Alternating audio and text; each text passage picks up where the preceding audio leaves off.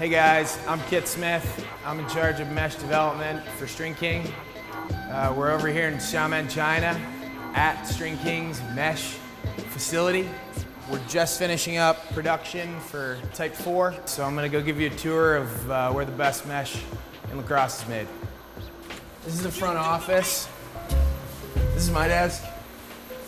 And this is kind of the development of Type 4, like back to the first sample. Yeah, I think it's been almost 2 years since we released Type 3, so it's been a long time coming. We invested a lot of resources in this new mesh production facility, so it allowed us to hone in on exactly what we wanted with Type 4. So now I'm going to take us into the main production floor. We'll go check out some pretty cool machines.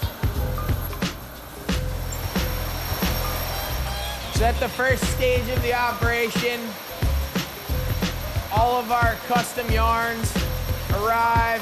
We have a air, humidity, temperature controlled environment in here. So we pull the yarns out of the packaging, and before we can actually twist the yarns, we need to get the yarns off of their original packaging and onto the beams that we use on the twisting machine. So after the yarns are reeled onto the spools, they're ready for twisting. This machine is our TwistX technology. The big difference from Type 3 to Type 4 is with Type 3 we were using a 2-ply construction. With Type 4 we're using a 3-ply construction. We wanted to go lighter and still maintain that same rigidity. So in order to do that, we needed to use 3 yarns instead of 2. So now that we've twisted the yarns, we need to load them onto the beams for knitting. The whole purpose of the warping machine is to get the yarns from those smaller bobbins onto these larger beams.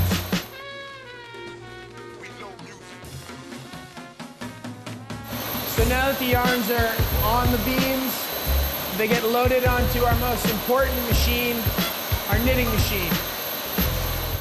This is Meizu. Hello. She's the knitting machine wizard.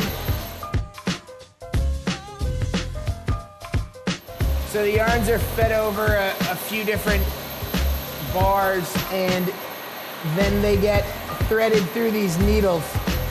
Each one of these bars, right now I think there's 6 loaded on here, yeah. But each one of these is responsible for a unique pattern.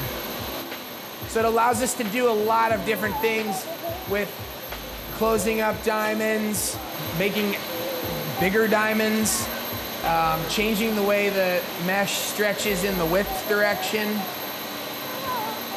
After the yarns are actually knit together, the mesh is then just pulled down onto this bar down here and rolled up into a huge roll, so it's ready for the next stage in production.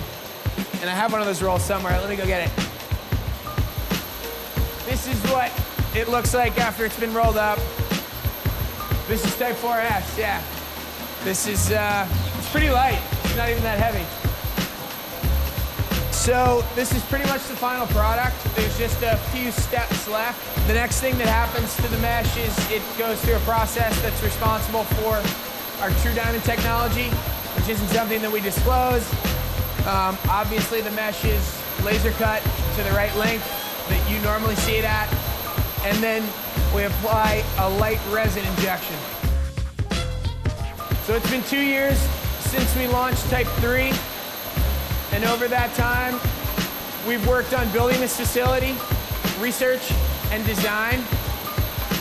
We feel that Type 4 sets a new standard for performance mesh.